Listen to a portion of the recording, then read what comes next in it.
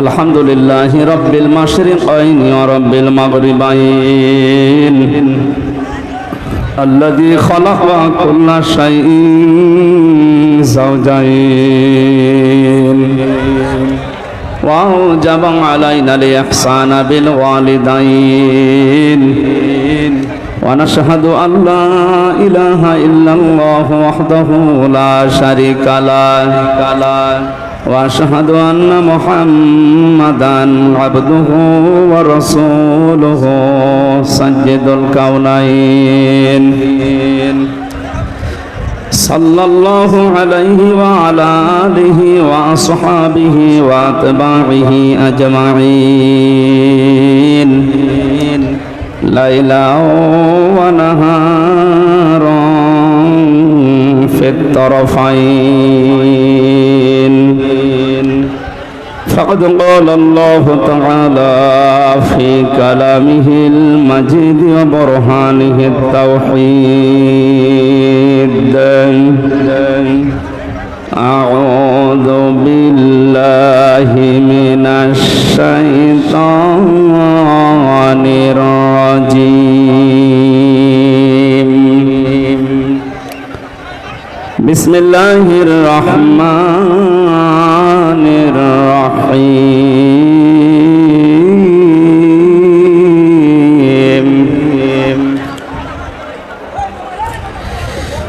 إن الذين آمنوا وعملوا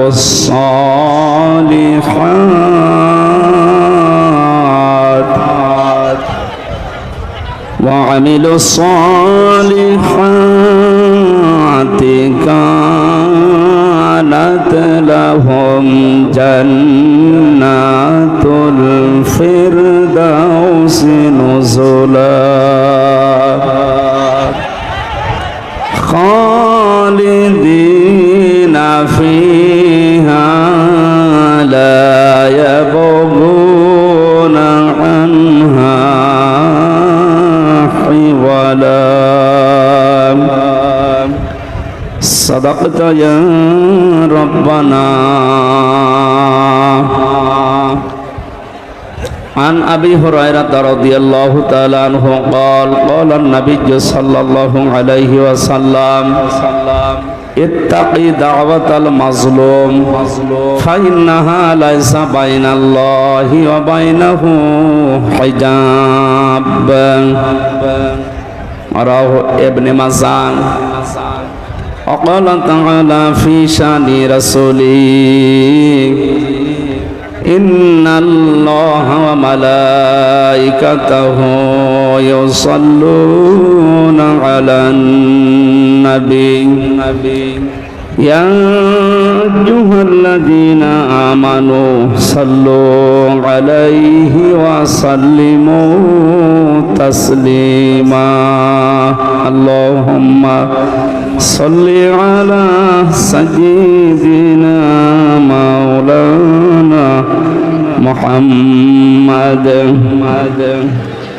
وعلى آل سيدنا مولانا.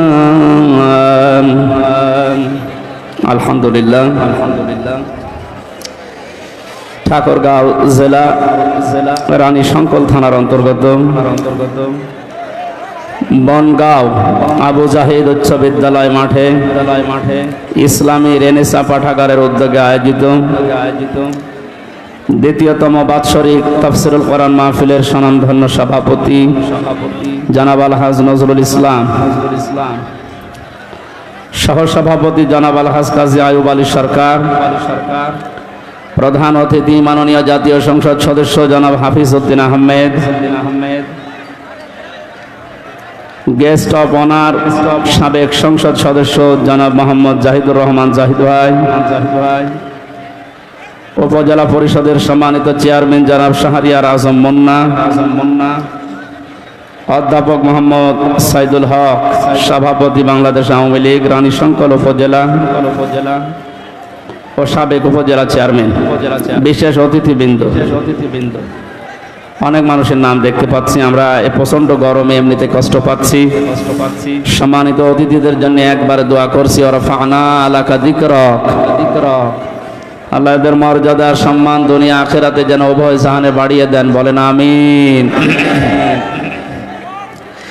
এতক্ষণ যারা আলোচনা রাখলেন, দিনাজপুরের কৃতি সন্তান মাওলানা হারুনুর রশিদ, মঞ্চে বসা আছেন মাওলানা হোসাইন আহমেদ মাহফুজ সহ নাম না জানা সম্মানিত ওলামা ইকরাম, সামনে বসা মুসলমান ভাইরা, পর্দার আড়ালের সম্মানিতা মা এবং বোনেরা, প্রশাসনের ভাইরা, প্রাণ প্রিয় ঠাকুরগাঁওবাসী। আসলে অনুষ্ঠানগুলো এ সময় হয় না, জোর করে এভাবে হয় না, আর জায়গা নেই আশপাশে, মানুষ বসবেই বা কোথায়?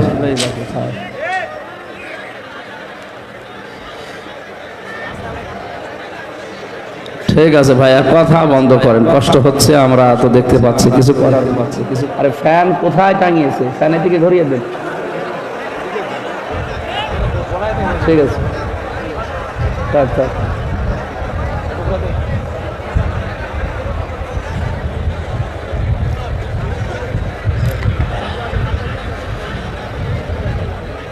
ছেলেরাই যারা ভেতরে আছে বেরিয়ে যাও, যতটা যাও।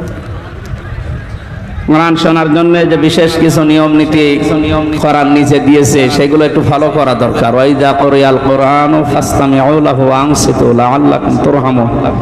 এখানে এসেছি প্রত্যেকের মনে এই বিশ্বাস যে আল্লাহর রহমত পাবো। আল্লাহ তাআলা এই রহমত নাজিল করার জন্য শর্ত দুইটা দিয়েছেন। যখন কোরআনের আলোচনা শুরু হবে, চুপ থাকবা আর শুনতে থাকবা। চুপ থাকাও, শুনতে থাকা, দুইটাই আল্লাহর নির্দেশ। দুইটাই কি? ফাসতামিউ লাহু ওয়া আনসিতু। সুতরাং আমরা কষ্ট হলেও চুপ থাকি এবং শুনি। ঘন্টা খানিক সময় নেব ইনশাআল্লাহ। আজকে একটা নতুন বিষয়ের উপরে কথা বলবো। আল্লাহ আমাকে যেন সহজ সরল ভাবে আপনাদের সামনে উপস্থাপন করার তৌফিক ভিক্ষা দেন, বলেন আমিন। শুনতে এসেছি আল্লাহর কোরআন। কার কোরআন? এটা এত অথেন্টিক। আল্লাহ রাব্বুল আলামিন জানিয়েছেন, আলাউ তাকাব্বালা আলাইনা বা'দাল আকাবিল লাখাযনা মিনহু বিল ইয়ামিন সুম্মা লাকাতানা মিনহুল ওয়াতিন ফামা মিনকুম মিন আহাদিন আনহু হাজিজিন। সূরা হাক্কাতের 44, 45, 46, 47 নম্বর আয়াতে আল্লাহ জানিয়েছেন, আমার এই কোরআনের ভেতরে আমি যে কথাগুলো নিজে জানিয়েছি, মুহাম্মদুর রাসূলুল্লাহ যদি নিজের কোনো কথা আমার কোরআনের নামে চালিয়ে দিত যে এইটা আল্লাহ বলেছেন, আমি কি করতাম জানো? তার ডান হাত আমি আল্লাহ চেপে ধরতাম, কণ্ঠনালী কেটে ফেলে দিতাম। ঠিক হয়েছে? না, ঠিক হয়নি। এখানে শব্দটা উল্টিয়ে গেছে। আল্লাহ পাক জানিয়েছেন, আমি তার ডান হাত চেপে ধরতাম না, আমার ডান হাত দিয়ে আমি আল্লাহ নিজে তাকে চেপে ধরতাম। কোথায় ধরতেন সেটা আল্লাহ জানেন। লা আখাযনা মিনহু বিল ইয়ামিন, আমার হাতের দ্বারা আমি ধরতাম। আল্লাহ ডান হাত দ্বারার কথা জানিয়েছেন এই জন্য, কারণ এই হাত দিয়ে কিছু ধরলে মানুষ শক্ত করে ধরে। আমরা যেটা দিয়ে স্বাভাবিক সচরাচর বুঝি, ওইটা দিয়ে আল্লাহ উদাহরণ দিয়েছে। আল্লাহ বাম হাতের কথা দিলেন না, ওনার তো বাম হাতও আছে না, নেই? ডান হাত যদি কারো থাকে, তার বাম হাত থাকবে না? আল্লাহ তাআলা বাম হাতের কথা না জানিয়ে ডান হাতের কথা দিলেন এই কারণে, যেহেতু মানুষ ডান হাত দিয়ে কোনো কিছু ধরলে শক্ত করেই ধরে। আল্লাহ পাকও আমাদেরকে সচরাচর এটা বুঝি, এ কারণে তিনি ডান হাতের কথা জানালেন যে আমি ধরতাম আমার মুহাম্মদুর রাসূলুল্লাহকে খুব শক্ত করে। শুধু ধরে শেষ করে দিতাম না, সুম্মা লাকাতানা মিনহুল ওয়াতিন, আমি তার কণ্ঠনালী যেটা দিয়ে কথা বলে এটা কেটে ফেলে দিতাম। ও ঠাকুরগাঁওবাসী, একটু বিবেক খাটান তো। আকাশের নিচে জমিনের উপরে যার স্থান, আল্লাহর পরে যার মর্যাদা, কোনদিন আল্লাহ তাকে ধমক দিয়েও কথা বলেননি, নাম ধরেও ডাকেননি। নাম ধরে ডেকেছেন, সঙ্গে সঙ্গে রিসালাতের ঘোষণা দিয়েছেন। এইরকম মর্যাদা সম্পন্ন মানুষকে যদি বলে আপনাকে আমি ডান হাত দিয়ে চেপে ধরতাম, কণ্ঠনালী যেটা দিয়ে কথা বলেন ওটা কেটে ফেলতাম, আর এখান থেকে বাঁচানোর মতো আমি আল্লাহর হাত থেকে আপনাকে কেউ রক্ষা করার মতো ছিল না। বলে কোরআনে কারিমের এই কথাগুলো শোনার পরেই বিবেকবান মানুষেরা চিন্তাই করতে পারে যে এটা কত অথেন্টিক, এর ভেতরে আল্লাহ বাদে আর কারো কোনো কথা নেই। ধরে বলেন সুবহানাল্লাহ। এই কোরআন শোনার জন্য যারা এই বিশ্বাস নিয়ে বসে আছে যে আমির হামজা এসেছে কোরআন থেকে কথা বলার জন্য, তাফসীর আকারে, বাবার কথা দাদার কথা পূর্বপুরুষের কথাও বলবে না, এই বিশ্বাস আছে না আমাদের? আমি ওই বিশ্বাসের মর্যাদা রেখে সামনে কথা বলবো ইনশাআল্লাহ। আল্লাহ আমাকে সহজ ভাবে এই জনসমুদ্রে কোরআনে কারিমের তেলাওয়াতকৃত দুইটা আয়াত থেকে কথা বলার তৌফিক যেন দান করেন, আমিন। দরুদ পড়ছি, সালাম পাঠাচ্ছি আমাদের নবী মুহাম্মদ রাসূলুল্লাহ সাল্লাল্লাহু আলাইহি ওয়াসাল্লামের প্রতি, যারা আদর্শ পেয়েছি আমরা এই জন্য খুশি। নবী মুহাম্মদ রাসূলুল্লাহ যদি না আসতেন পৃথিবীতে, আমরা হয়তো অন্য কোন নবীর উম্মত হয়ে দুনিয়া থেকে বিদায় নিতাম, কিন্তু এই সম্মান পেতাম না। কিয়ামতে আমরা জান্নাতে যাওয়ার আগে কোন নবীর উম্মত জান্নাতে যেতে পারবে না। এটা কি যেমন তেমন কথা? কোন উম্মত জান্নাতে যাওয়ার আগে অন্য কোন নবীর উম্মতেরা জান্নাতে যেতে পারবে না। ওই উম্মত যে উম্মত ডাল খায় নাকি বাবা খায়, নবীজি ওই উম্মতের কথা বলেছেন, কুল্লু উম্মতি ইয়াদখুলুনাল জান্নাহ, আমার প্রতিটি উম্মত জান্নাতে যাবে, ইল্লা মান আবা, শুধু আবা বাদ দিয়ে। কিলা ইয়া রাসূলুল্লাহি মান আবা, সঙ্গে সঙ্গে সাহাবীরা জিজ্ঞাসা করেছিলেন, হে নবী আবা কি? নবীজি বলেন, আবা অস্বীকারী। এই পৃথিবীতে সত্যকে সত্য জানার পরে যারা মেনে নিতে চায় না, অহংকার করে, অস্বীকার করে মুখ ফিরিয়ে নেয় এরা, আর যারা আল্লাহর সৃষ্টি মানুষকে এই প্রতিপন্ন করে তারা। দুইটা শর্ত এখানে, এই শর্তের ভেতরে আবার ক খ আছে। যারা সত্যকে সত্য জানার পরে মেনে নিতে চায় না, মানুষকে হেই প্রতিপন্ন করে, মানুষকে মর্যাদা দেয় না, দাম দেয় না, কিছুই মনে করে না মানুষকে। দুই নম্বরে দুনিয়ার ময়দানে যারা হিংসা করে, কি করে? আমাদের দেশে তো আর কারো ভেতরে হিংসা নেই। আমরা সবাই এই সত্যটা জানি যে হিংসা করলে পেছনের নেকিগুলো আল্লাহ সব কাটে, আগুন লাগলে যেভাবে ধ্বংস হয় ওইভাবে ধ্বংস হয়ে যায়। পৃথিবীর এই ছোট্ট জীবনের জন্য আমার বিশাল জীবন আখিরাত আমরা নষ্ট করব। আমি সহ যারাই আছি আমাদের ভেতর থেকে যেন হিংসা বিদায় নেয়, বলেন আমিন। তাহলে ওই উম্মতের কথা নবীজি জানিয়েছেন, যারা সত্যকে প্রত্যাখ্যান করে না, জানার পরে সত্যের সামনে মাথা নত করে দেয়। সত্যকে সত্য বলে স্বীকার করার কারণে আবু বকর সিদ্দিক হয়েছিলেন। যে চার প্রকার মানুষকে আল্লাহ পুরস্কৃত করবেন কোরআনে নাম দিয়েছেন, তার 3 নম্বরে হচ্ছে সিদ্দিক। অমাইয়ুতিল্লাহ ওয়ার রাসূলা ফাউলাইকা মাআল্লাযিনা আনআমাল্লাহু আলাইহিম মিনান নাবিয়্যিনা ওয়াস-সিদ্দিকিনা ওয়াশ-শুহাদা'i ওয়াস-সালিহিন ওয়া হাসুনা উলাইকা রাফীকা। সূরা নিসার ভেতরে আল্লাহ জানিয়েছেন, যারা আল্লাহ এবং রাসূলের আনুগত্য করে মহান আল্লাহ ওই মানুষদেরকে পুরস্কার দেবেন। তাদের ভেতরে 1 নম্বরে যারা নবীরা, সিদ্দিকরা, শহীদরা এবং সালিহিন নেককার বান্দারা। আমরা যেহেতু নবী হতে পারবো না কোনোদিন, কিন্তু বাকি 3টা অপশন আমাদের জন্য কিয়ামত পর্যন্ত খোলা আছে। কথা বলেন না কেন? আমরা সিদ্দিক হতে পারবো, হযরতে আবু বকর সিদ্দিক যেমন সত্যকে সত্য জানার পরে পৃথিবী একদিকে আর তিনি একদিকে বিশ্বাস করে নিয়েছিলেন, ওই জামানায়ও কিন্তু সত্যকে সত্য জানার পরে আবু জেহেল তার দলবল হাসি তামাশা করেছিল। হযরতে আবু বকর এই সত্য মেরাজের কথা বিশ্বাস করার কারণে মহান আল্লাহর নবী তাকে শুধু আবু বকর রাখেননি, সিদ্দিক বানিয়ে দিয়েছেন। কিয়ামত পর্যন্ত কোরআনের মতো হাদিসের মতো অথেন্টিক সত্যকে যারা সত্যিই মেনে নেবে, মহান আল্লাহ কিয়ামতের দিন সিদ্দিকে আকবরের সাথে তাদেরকে হাজির করিয়ে দেবে। আল্লাহ আমাদের নামটা যেন সিদ্দিক বলে লিখে নেন, জোরে বলেন আমিন। ঠাকুরগাঁওবাসী তাহলে ওই উম্মতের জন্য নবীজি গর্ব করেছেন যে উম্মতেরা অস্বীকার করে না, আবা এর ভেতরে যারা নেই, মানুষকে আমরা যেন হেয় প্রতিপন্ন না করি, কোন মানুষকে যেন ছোট এবং দুর্বল মনে না করে অত্যাচার না করি। এই টেন্ডেন্সি যাদের ভেতরে কাজ করছে, আল্লাহ তুমি তাদের পরিবর্তন করে দাও, বলেন আমিন।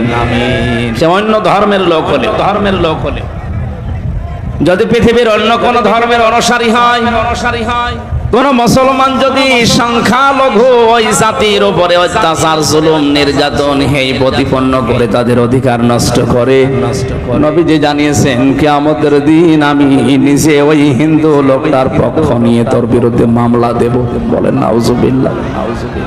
সুতরাং এদেশে যারা আছেন তারা আমাদের জন্য আমানাত। দুঃখজনক হলেও সত্য, এই আমানতের ভেতরে কিছু উচ্ছৃঙ্খল বিশৃঙ্খল উল্লোক মার্কা লোক আছে, এরা আজ অনেকেই মুসলমানদের বিরুদ্ধে উল্টা পাল্টা ষড়যন্ত্র করছে। আল্লাহ যেন তাদেরকে বুঝ দেন মানুষ হিসাবে। আরে ভাই আপনি যাই বলেন না কেন, পৃথিবী উল্টিয়ে গেল, আমরা একই দেশের লোক। সুতরাং ফরিদপুরের এই ঘটনা বিচ্ছিন্ন, এটা যারাই ঘটিয়েছে, আমরা যারা দায়িত্বে আছে প্রশাসনে আদালতে বিচার ব্যবস্থার উপরে আমাদের আস্থা আছে, আমরা নিজের হাতে আইন তুলে না নিয়ে বলবো এদেরকে আপনারা শাস্তির আওতায় আনেন, তাহলে বাংলাদেশ এমনিতেই শান্ত হয়ে যাবে। পাশের থানাতে আমি জেলখানায় থাকাকালীন শুনেছিলাম এখানে অনেকগুলো হিন্দুদের মন্দির বাড়ি ঘরে অনেকে আগুন লাগিয়েছে। না, এটা ঠিক হয়নি। ওয়ালা তাসুবুল্লাযীনা ইয়াদউনা মিন দুনিল্লাহি ফায়াসুবুল্লাহা আদওয়াম বিগাইরি ইলম। কোরআনে কারিমে আল্লাহ জানিয়েছেন, হে নবী, ওরা যদি আমি আল্লাহকে বাদ দিয়ে অন্য কাউকে ডাকে, ওদের দেবতাকে ডাকে, আর আপনি যদি ওদের গালি দেন, ওরা না বুঝে শেষে আমি আল্লাহকে গালি দিয়ে ফেলবে। এই জন্য এইটা করা জায়েজ নেই। ওদের বাড়ি ঘর মন্দির উপাসনালয় ভেঙে দেওয়া গড়িয়ে দেওয়া তো হারাম, এমনকি ওদের দেবতাকে গালি দেওয়াও জায়েজ নেই। যে মুসলমান জাতির জন্য অন্য ধর্মের দেবতাকে গালি দেওয়া জায়েজ নেই, সেই মুসলমানের জন্য ওদের বাড়ি ঘর ভাঙা কোন ক্রমে জায়েজ হয়। সুতরাং আমরা বিশ্বাস করি এবং একথা বলি, হিন্দুদের বাড়ি ঘরে যারা আগুন লাগিয়েছে এরা কোনো মুসলমান না, খোঁজ নিয়ে দেখবেন হয়তো নিজেরাই কাজ করতে পারে। সূক্ষ্মভাবে যারা দাঙ্গা লাগানোর চেষ্টায় আছেন এদেশে, আমরা মুসলমান হিন্দু যাই বলেন যত জাতি এদেশে আছি, আমরা এখন সব ভ্রাতৃত্বের বন্ধনে একেবারে আপন হয়ে থাকছি। এটাকে ধ্বংস করার জন্য সূক্ষ্মভাবে যারা ষড়যন্ত্র করছেন, আপনারা থামেন। একবার যদি দেশের জনগণ জেনে ফেলে যে আপনি দাঙ্গাবাজ, শেষে তার কাটাও পার হতে পারবেন না। আল্লাহ আমাদেরকে বুঝ দেন, আমি আজকের আমার তেলাওয়াত কিন্তু আয়াত আপনার শোনেন, অনেকে বুঝেছেন। এটা জান্নাত সংক্রান্ত বিষয় আলোচনা হবে আজ। কয়েকদিন আগে কথা বলেছিলাম জাহান্নামের বিষয় নিয়ে। আজকে আমরা কথা বলবো জান্নাত আল্লাহ পাক বানিয়েছেন একটা, তার স্তর দরজা বানিয়েছেন 100টা। কয়টা? সচরাচর আমরা যেগুলো জানি 8টার নাম। আমার এই যে লিখিত বই আমি জান্নাত নিয়ে লিখেছিলাম 120 পৃষ্ঠার ভেতরে প্রায় 100টার উপরে কোরআন থেকে জান্নাতের স্তর আমি বের করতে পেরেছি।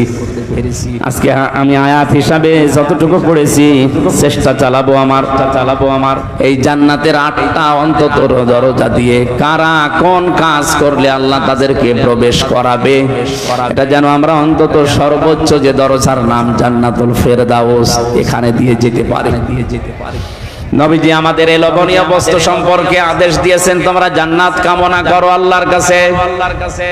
অথচ চট্টগ্রাম, সিলেট এই দুই বিভাগে অনেক ভণ্ড বের হয়েছে, আমি জান্নাত চাই না, জাহান্নামও চাই না। একটা কথা হইল, তুই তো বলতে পারিস যে আমি জাহান্নামে যেতে চাই না, আল্লাহ তুমি আমাকে ক্ষমা করো। রব্বানা আতিনা ফিদ দুনিয়া হাসানা ওয়া ফিল আখিরাতি হাসানা ওয়া কিনা আযাবান নার। দুনিয়ায় কল্যাণ দাও, আখিরাতে শান্তি দিও, জাহান্নাম থেকে আমাদেরকে বাঁচাও। একথা কোরআন দিয়ে বললেও বলা যায় যে জাহান্নাম থেকে বাঁচাও, আমি জাহান্নামে যেতে চাই না। কোন বিবেকে আপনি এটা বলেন যে আমি জান্নাতও চাই না? অথচ নবীজি আমাদের শিখিয়েছেন তোমরা জান্নাত কামনা করো, আর জান্নাত চাইলে তোমরা বলো আল্লাহ জান্নাতুল ফেরদাউসের দরজাটা দিও। এ কথার সাথে যাদের বাস্তবের জীবনের কথাবার্তার আর মিল নেই, ওরা বিভ্রান্তিতে আছে। এক কথা বলে না কেন? এটা আজকে এদের দ্বারা শুধু এই ঠাকুরগাঁও থাকছে না, এটা লাইভ চলছে, এখন চট্টগ্রাম সিলেটে পৌঁছে গেছে। সুতরাং আপনারা বিভ্রান্তিতে যারা আছেন ফিরে আসেন। জান্নাত কামনা করা এটা আল্লাহর নবী শিখিয়েছেন, তাও শেষে জান্নাত না, জান্নাতুল ফেরদাউসে এই স্থান। আল্লাহ আমাদেরকে স্তরে যাওয়ার মতো যে যোগ্যতাগুলো দরকার, আজকে কোরআন থেকে হাদিস থেকে বাস্তবতার সাথে মিলিয়ে দেখব আমাদের জীবনে আসলে এই ফেরদাউস দিয়ে প্রবেশ করার যোগ্যতা হয়েছে কিনা। এখানে যদি আজকের সভাপতি আলহাজ কি জানো নাম, নজরুল সাহেবকে বলা হয় যে জান্নাত কয়টা বলেন তো, বলবে 8টা। কয়টা দেখলে? অথচ জান্নাত আল্লাহ পাক বানিয়েছেন একটা, তার দরজা বানিয়েছেন, স্তর বানিয়েছেন 100টার উপরে। আমরা বেশিরভাগ মানুষ জানি 8টা। আসেন তো একটা একটা করে 100টা পর্যন্ত যেতে যত সময় লাগে না, এত সময় থাকা সম্ভব না, কারণ এ বলতে অনেক সময় লাগে। হ্যাঁ বলেন, আমার গলা ভেঙে যাবে মনে আছে, 2 আঙ্গুলি।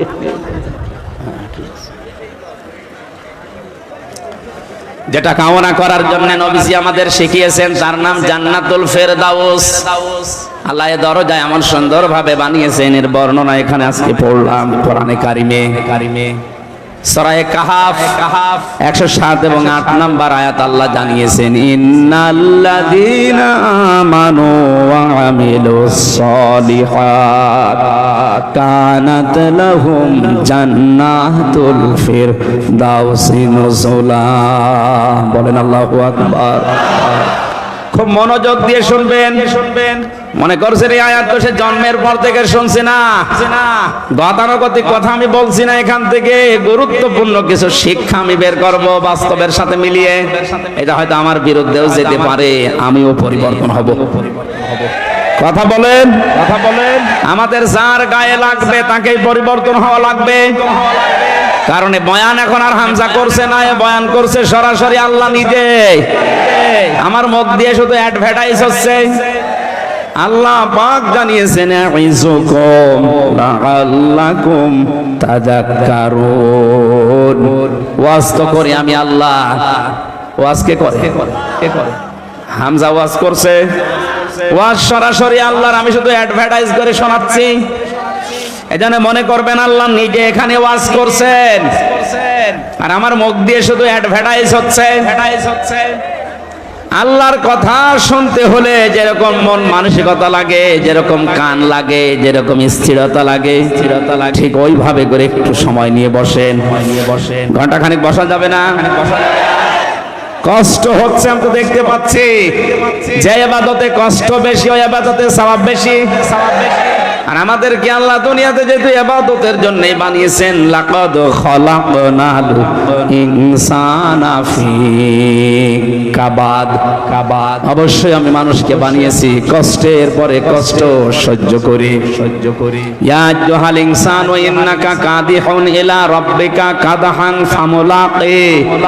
হে পৃথিবীর মানব মণ্ডলী, তোমাদের রব পর্যন্ত পৌঁছাতে হলে কঠোর পরিশ্রমের মাধ্যমে পৌঁছানো লাগবে। আজকের এই ঠাকুরগাঁওয়ের মানুষগুলো আল্লাহ পর্যন্ত পৌঁছাতে পারবে বিশ্বাস করছি এই কষ্ট দেখে। এখানে যারা কষ্ট করে বসে আছেন আপনি বিশ্বাস করতে পারেন আপনার সওয়াব ডবল হচ্ছে। মনে করছেন সওয়াব যখন ডবল হচ্ছে একটু মারামারি করি, পরিবেশ আবার নষ্ট করলে যে আমলে সওয়াব বেশি, ওইটা নষ্ট হলে গোনাও হবে ডবল। এদিকে হিসাব করে একটু কষ্ট সহ্য করেন। সূরা কাহাফ নামকরণ, ঐতিহাসিক প্রেক্ষাপট, শানে নজুলের যে বিষয়গুলো সব বলতে গেলে গরমে আমিও পারছি না, সব বাদ দিয়ে একবারে আমরা তাফসিরে চলে যাই। আল্লাহ বলেন ইন্নাল্লাযীনা, নিশ্চয় যে বাজারা আমানু, ঈমান এনেছে, ওয়া আমিলুস সলিহাত, পৃথিবীতে যারা ভালো ভালো কাজের আঞ্জাম দিয়েছে।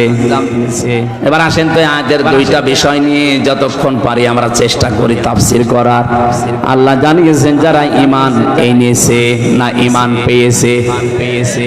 বলেন ঠাকুরগাঁর মুসলমানেরা আপনারা ঈমান এনেছেন না ঈমান পেয়েছেন? হ্যাঁ, পেয়েছে। আল্লাহ তো ঈমান পেয়েছে কথা কোরআনে দেয়নি যে যারা ঈমান পেয়েছে, তাহলে আমাদেরকে ঈমান আনতে হবে। আমরা তো বাপ দাদা মা এদের কাছ থেকে শুধু ঈমান পেয়েছি, আর অনেকে শুনে না, ঈমান পাওয়া জিনিস না, ঈমান আনা জিনিস। আমরা আজকে ঈমান আনতে চাই। আমানতু বিল্লাহি কামা হুয়া বিআসমাইহি ওয়া সিফাতিহি ওয়া ক্বাবিলতু জামিয়া আহকামিহি ওয়া আরকানি। সে মক্তবে পড়িয়েছে এই বাক্যগুলো, ওই সময় বুঝি না, এখন দেখি দুনিয়া আখিরাত সব এই বাক্যের ভেতরেই লুকিয়ে আছে। কেউ যদি বলে আমানতু বিল্লাহ, আল্লাহ আমি ঈমান এনেছি, আল্লাহ পাক বলেন চারটা কথা তোর জীবনে থাকা লাগবে। কয়টা? আবার বলেন তো আমরা ঈমান এনেছি না ঈমান পেয়েছি? যারা ঈমান পেয়েছেন তারা ঈমান আনেন। কিভাবে ঈমান আনবেন? হযরতে বেলাল যেভাবে ঈমান এনেছিলেন, হযরতে খাব্বাব যেভাবে ঈমান এনেছিলেন, ওনারা ঈমান আনার পরের পরবর্তী শব্দ কি? কামা হুয়া, ওই আল্লাহর প্রতি আমার ঈমান এনেছি, যিনি যার অস্তিত্ব আমি স্বীকার করলাম, যিনি একজন আছে, আল্লাহ একজন আছে না নেই? এই কথা বিশ্বাস আমরা করি আল্লাহ একজন আছে। কিয়ামতে এই জবাবটাই আমরা তুলে ধরতে পারবো। ময়দানে মাহশার এরকম কোটি মানুষেরা যখন থাকবে, এর ভেতরে যারা দুনিয়ায় এই কথা স্বীকার করেছিল কামা হুয়া, যে আল্লাহ একজন আছে, এই কথার দ্বারাই কোটি মানুষ আল্লাহ জান্নাতে দিয়ে দেবে। আল্লাহ আজকের এই হাতগুলো যেন ওই ময়দানে আল্লাহ এভাবে তোলার তৌফিক দেয়। আরো জোরে বলেন আমিন। কেউ যদি বলে আল্লাহ তোমার অস্তিত্ব আমি স্বীকার করি, আল্লাহ বলেন দ্বিতীয় নম্বরে বিআসমাইহি, আমার যে নাম আছে এইটাও তোরে মানা লাগবে। আল্লাহর নাম কয়টা? 5000। আমরা তো 99টা শুধু কায়দার পেছনে এইটা জানি। তাফসীরে খাজানের ভেতরে আল্লাহর নাম আমি পেয়েছি একটা দুইটা 99টা না, 5000। কত? হয়তো আমরা সবগুলো জানি না, তাই যেই কয়টা জানেন ওই কয়টা নামের উপরে এবং ওই নামের যে অর্থে, এই অর্থের উপরে আপনাকে বিশ্বাস করা লাগবে। কোন মানুষ যদি বলে আল্লাহ তোমার নাম রাজ্জাক, রিজিকের মালিক শুধুমাত্র তুমি আর কেউ না, এ কথাটা প্র্যাকটিক্যাল লাইফে মেলানো অত সহজ না। এটা মেলাতে গেলে অনেকের চাকরির উপরে ভরসা শেষ, ক্ষেত খামারের উপরে ভরসা শেষ, ব্যবসা বাণিজ্যের উপরে ভরসা শেষ। এটা দৃঢ়ভাবে সাহাবীদের মতো তার ভেতরে বিশ্বাস আসবে রিজকের একমাত্র মালিককে। ওমা মিন দাব্বাতিন ফিল আরদি ইল্লা আলাল্লাহি রিজকুহা। আল্লাহ পাক বলেন জমিনে এমন কোন বিচরণশীল জীব নেই যার রিজকের দায়িত্ব আমি আল্লাহ নিজের হাতে নেইনি। বর্ণনাটা যদিও দুর্বল, আমি শিক্ষার জন্য বলছি। হযরতে সুলাইমান নবী আলাইহিস সালাম একবার আল্লাহকে বলেছিলেন, আল্লাহ তুমি রাজ্জাক, রিজকের একচ্ছত্র মালিকানা তোমার। ইন্নাল্লাহা হুয়ার রাজ্জাকু যুল কুওয়াতিল মাতিন। রিজকের মালিক তুমি, এটা আমি বিশ্বাস করি মনে প্রাণে। তুমি যে সবাইকে রিজিক দাও এটাও আমি বিশ্বাস করি। আমি তোমার কাছে একটা আরজি পেশ করি, তোমার যত সৃষ্টি আছে আমি একটা দিন খাওয়াতে চাই।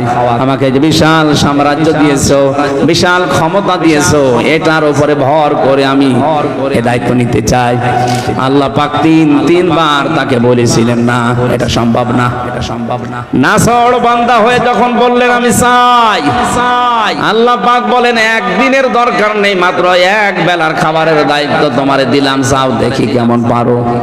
6টা মাসের কথা আছে তাফসীরের ভেতরে। আমি আবার বলছি, বর্ণনাটা যদিও দুর্বল, আমি উদ্বুদ্ধ করার জন্য বলছি। শিক্ষাটা কি এখানে? 6টা মাস একাধারে খাবার রান্না হয়েছে। আল্লাহর পক্ষ থেকে নির্দেশ দিল যে কোনো খাবার রান্না করা হবে, কোনো খাবার যেন নষ্ট হয়ে না যায়। বিশাল খাবারের স্তূপ তৈরি করে রেখে দিয়েছে। 6 মাস পরে হযরতে সুলাইমান ডাকছে, বলে রব্বুল আলামিন তোমার সৃষ্টি জগৎকে তুমি পাঠিয়ে দাও। সমুদ্রের এক বিশাল হাঙর তিমি মাছ ডাক দিয়ে বলে, মালিক আজকে ক্ষুধা লেগেছে, সকালে তো খাবার দিলে না। আল্লাহ জবাব দিয়েছে, আমার নবী সুলাইমান তোমাদের দাওয়াত দিয়েছে, যাও। দরবারে এসে বলছে, আমার খাবার কোথায়? হযরতে সুলাইমান মাছের ভাষাও বুঝতেন, পাখির ভাষাও বুঝতেন, জিনদের ভাষাও বুঝতেন। তিনি বললেন, বিশাল খাবারের স্তূপ তৈরি করা আছে, ওখান থেকে খেয়ে চলে যাও। তাফসীরে মুফাসসির লিখেছেন, বিশাল খাবারের যে পাহাড় তৈরি করা ছিল, ওই বিশাল মাছ এসে শুধু এক লোকমাতে শেষ করে দিয়েছে। দরবারে সুলাইমানকে বলে, নবী সুলাইমান আমার এক লোকমা খাবার হয়েছে, বাকি আর কই? বলে কেন? বিশাল পাহাড় আছে, বাকি লোকমা ওখান থেকে খেয়ে চলে যাও। মা জবাব দিয়েছে, বাদশাহ যে খাবার ছিল ওটা আমার এক লোকমা হয়েছে, ওই রকম প্রতিদিন 3 লোকমা করে বিশাল সাগরে আল্লাহ আমারে খাবার পৌঁছায়। সুলাইমান নবী সাজদা পড়ে ডাক দিয়ে বলে, রব্বুল আলামিন তুমি যে রাজ্জাক, এটা আমি শুধু বিশ্বাস করতাম, আজকে চোখে দেখলাম তুমি ছাড়া রিজকের দায়িত্ব পালন করা পৃথিবীর কারো জন্য সম্ভব না। এজন্য যে মানুষেরা বিশ্বাস করে আল্লাহ রাজ্জাক, আল্লাহর নাম আছে বিআসমাইহি, তাদের ভেতরে রিজকের ভয় উঠে যায়। মানুষগুলো আমেরিকাকে, রাশিয়াকে, চীনকে, ভারতকে রিজকের মালিক মনে করে না। আর বাংলাদেশে এই শ্রেণীর মানুষ মাত্র 100 জনে 15 জন। আমার কথা বোঝেন আপনি? যখন এই বিশ্বাসী মানুষ 100 জনের 15 জন না 51 জন পর্যন্ত তৈরি হয়ে যাবে, যে বিআসমাইহি, আমি এমন আল্লাহর উপর ঈমান এনেছি যার অস্তিত্ব আছে, যার নাম আছে, 5000 নামকে আমি মনে প্রাণে বিশ্বাস করি এবং মেনে নিয়েছি। রিজকের দায়িত্ব তখন ভারতকে দেবে না, চীনকে দেবে না, আমেরিকাকে দেবে না, রাশিয়াকে দেবে না, আল্লাহ ছাড়া রিজকের দায়িত্ব কারো হাতে নেওয়া সম্ভব না। এই কাহিনীটা শোনার পরে ওর বিশ্বাস আরো বেড়ে যাবে। দেশের দায়িত্বে যারা আছেন কারো উপরে ভয় না পেয়ে রিজকের মালিক আল্লাহকে মনে করে সঠিক পথে কোরআনের দিকে ফিরে আসা দরকার। মহান আল্লাহ আমাদেরকে এখনো রিজিক ওইভাবে পৌঁছাতে পারে। আমরা এই ভয়টার কারণে আজ সত্যকে সত্য বলে তুলে ধরতে পারি না। কথা বলেন না কেন? 57টা মুসলমান রাষ্ট্র দুনিয়ায়, আমাদের প্রধানমন্ত্রী অন্তত যেভাবে একটু প্রতিবাদ জানিয়েছে এই নিকৃষ্ট জাতি ইহুদিদের বিরুদ্ধে, 57টা মুসলমান রাষ্ট্রের প্রধানরা যদি এতটুকু জানাতো, দেখ ইরান একটা কাজ করছে, সবাই যদি এভাবে রিজকের দায়িত্ব আল্লাহ তুমি একমাত্র মালিক এ কথা বিশ্বাস করে, আমেরিকাকে ভয় না করে, রাশিয়া, চীন, ভারতের উপরে ভরসা না করে আল্লাহর দিকে ফিরে আসতাম, আল্লাহর কসম ওই মানুষগুলো এমনিতে আল্লাহ মুক্ত করে দিত। তাদের নিজেদের আপন জায়গা তারা বসবাস করতে পারবে না, উড়ে এসে জুড়ে বসে আজ ওদেরকে দুনিয়া থেকে বিদায় করে দিচ্ছে। আমার কথা গভীরে যাচ্ছে, কিন্তু আপনি চিন্তা করলেন আমরা কিন্তু ঈমান পাইনি, আমরা ঈমান আনছি এখন। আর ঈমান আনার প্রথম পদ্ধতি আল্লাহর অস্তিত্ব স্বীকার করা, আল্লাহর নামগুলো বিশ্বাস করা এবং প্রতিটি নাম প্র্যাকটিক্যাল লাইফে মিলানো। আপনি যেমন রাজ্জাক হিসাবে আল্লাহকে মেনে নিয়েছেন, হাকিম হিসাবে আল্লাহকে মানা লাগবে। হাকিম মানে বিচারক, হাকিম মানে বিচার করার একমাত্র ক্ষমতা কার? আলাইসাল্লাহু বিআহকামিল হাকিমিন। আল্লাহ পাক বলেন আমি কি সর্বশ্রেষ্ঠ বিচারক না? আল্লাহর বিচার বাদ দিয়া যারা নিজেদের মন মতো বিচার করছেন, আপনি শুধু ঈমান পেয়েছেন, ঈমান আনেননি। আমার মনে হয় কথার অর্থ আপনি না বুঝে আন্দাজে চিল্লালেন। কথা বোঝেন? বিআসমাইর ভেতরে যে 5000 নাম আছে, যেহেতু এসএমের বহু বচন আসমা। আজ আমরা 96% মুসলমান এই দেশে বাস করছে। সত্যি যদি আমরা এই আয়াত অনুযায়ী ঈমান না পেয়ে ঈমান আনতাম, আল্লাহর কসম আল্লাহর আইনগুলো দ্বারা বিচার আমরা দেখতে পেতাম। নবীজিকে আল্লাহ জানিয়েছেন ফালা ওয়া রাব্বিকা লা ইউমিনুনা হাত্তা ইউহাক্কিমুকা ফিমা শাজারা বাইনাহুম সুম্মা লা ইয়াজিদু ফি আনফুসিহিম হারাজাম মিম্মা কাদাইতা ওয়া ইউসাল্লিমু তাসলিমা। সূরা নিসার 65 নম্বর আয়াতে আল্লাহ জানিয়েছেন, হে নবী আপনার রবের নামের কসম করছেন কে? কার নামে? আল্লাহ নিজেই তার নিজের নামে কসম দিচ্ছেন। তার মানে কথাটা শক্ত। আমি যদি এখন আমার নিজের বংশের নামে, আমার বাবার নামে, আমার নাম হামজার নামে কসম দিয়ে থাকি, বুঝতে হবে বিষয়টা বড় শক্ত বিষয়। আল্লাহ নিজেই বলেন ফালা ওয়া রাব্বিকা, হে নবী আপনার রব কিন্তু তার নিজের নামে শপথ করছেন। লা ইউমিনুনা, কখনোই আপনার ঈমান আনা হয়নি, আপনি মুমিনই হতে পারেননি। হাত্তা ইউহাক্কিমুকা ফিমা শাজারা বাইনাহুম, যতক্ষণ পর্যন্ত নিজেদের ভেতরে কোনো বিষয়ের বিচারক হিসাবে আমি নবী মুহাম্মদুর রাসূলুল্লাহকে তোমরা না মানবে। শুধু মেনে নিলেই হবে না, স্বতঃস্ফূর্তভাবে আনন্দ চিত্তে মানা লাগবে। আজ যারা নবীজির বিচার ব্যবস্থাকে, আল্লাহর পাঠানো বিচার ব্যবস্থা মানেন না, আল্লাহর কসম আপনার ঈমানে সমস্যা এখনো লেগে আছে। আশা করছি আপনি ঈমান পেয়েছেন, ওটা হবে না। ঈমান আজকে আনবেন। কথা বলেন না কেন? ঈমান আনতে হলে আল্লাহর নাম আছে শুধু বিশ্বাস করে শেষ। প্রতিটি নামের অর্থের সাথে মিলিয়ে নিজের জীবনকে। হিন্দুরা 12 মাসে 13 পূজা করে, 33 কোটি দেবতা তাদের। কত? হয়তো অনেক হিন্দু ভাইরা তাদের দেবতার নামও জানে না, কিন্তু বিশ্বাস করে যে দেবতার সংখ্যা কত। বলেন না কেন? আমাদের যে আল্লাহ মালিক কয়জন? নাম কত? আমি বললাম না প্রতিটি শব্দ থেকে আমরা শিক্ষা নেব। এবার আসেন শিক্ষাটা কি? যদিও এই রংপুর বিভাগের জন্য এটা প্রযোজ্য না, এটা রংপুর না, এটা রাজশাহী কি চট্টগ্রাম আর সিলেটের গেলে বলা যেত।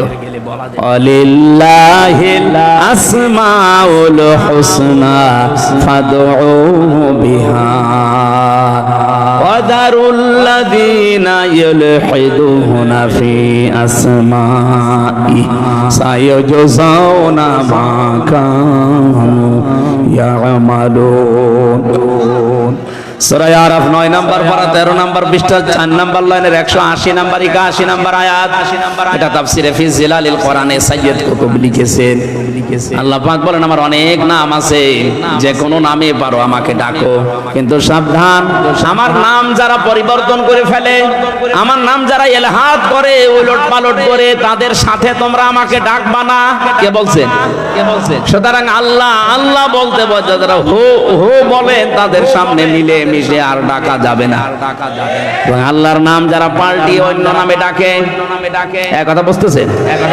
কিছুক্ষণ লা ইলাহা ইল্লাল্লাহ, কিছুক্ষণ সুবহানাল্লাহ, আলহামদুলিল্লাহ, এরপরে শুরু করে দেয় ইয়া আলী বাবা, শাহ আলী বাবা, দয়াল বাবা, খাজা বাবা, এত স্পষ্ট কথাগুলো নাম ধরে বলার পরও যদি ঠাকুরবার মানুষগুলো না বোঝে, আমার মনে হয় এদের বিবেকের উপরে কুকুরে পোষা পড়ে। আর কিভাবে বলা যায় বলেন তো?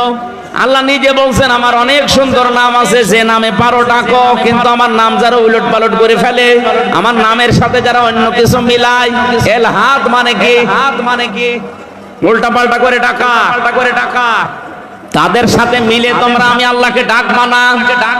এই আয়াত আমি এখন বানালাম। বলেন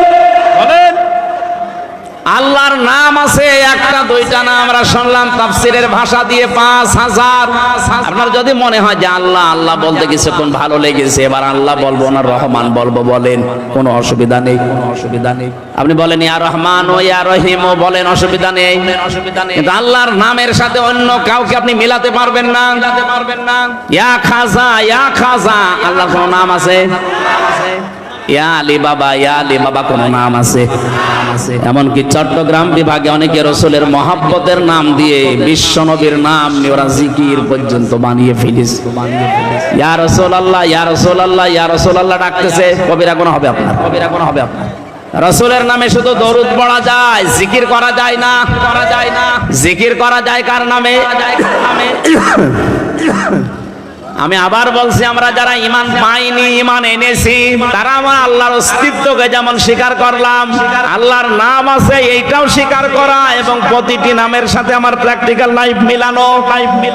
আমি তো রাজ্জাক হিসাবে আল্লাহকে মেনে নিয়েছি, হাকিম হিসাবে আল্লাহকে মেনে নিয়েছি, রব হিসাবেও আমাকে আল্লাহকে মানা লাগবে। 3 নম্বরে কি বলেছিলেন? আমি এমন আল্লাহর উপরে ঈমান এনেছি যার শুধু গুণাগুণ নেই, এই গুণের কার্যকারিতা আছে। হিন্দু ভাইদের দেবতাদের নাম আছে, কিন্তু নামের কার্যকারিতা কিয়ামতের আগে আপনি দেখাতে পারবেন না। এখন যদি বলেন আমার ধর্মকে আপনি ছোট করছেন, না, আপনি বাস্তবে মিলান। আমি যতটুকু বাস্তবে দেখেছি, এদিকে তাকান, মোনাজাতের পরে বসেন। আরে ভাই পরে বসেন। বসিয়ে দিতে পারেন না, পরে কে ছাতা বলছিলাম আমি নিজেই বুঝে যাচ্ছি। গরমে আমার সব স্যার, ওরা একবারে শুরু করে মোনাজাতের পরে ওই যে কি ভেঙে পড়ে গেল না, ওইটা 10 মিনিট সময় দেওয়া হবে, দেখে বাড়ি যাবেন নাকি? ভাই, একটা বাঁশ ভেঙে পড়ে যাচ্ছে, এইটা দেখার জন্য যদি আপনি কোরআনের আলোচনা বাদ দিয়ে ওইদিকে তাকাতে পারে, আমার তো মনে হয় এখন যদি আপনি পরিমণি হাইটে যেত, আপনি আমারে বাদ দিয়ে ওইদিকে শুনেছেন। বলছে ঠিক।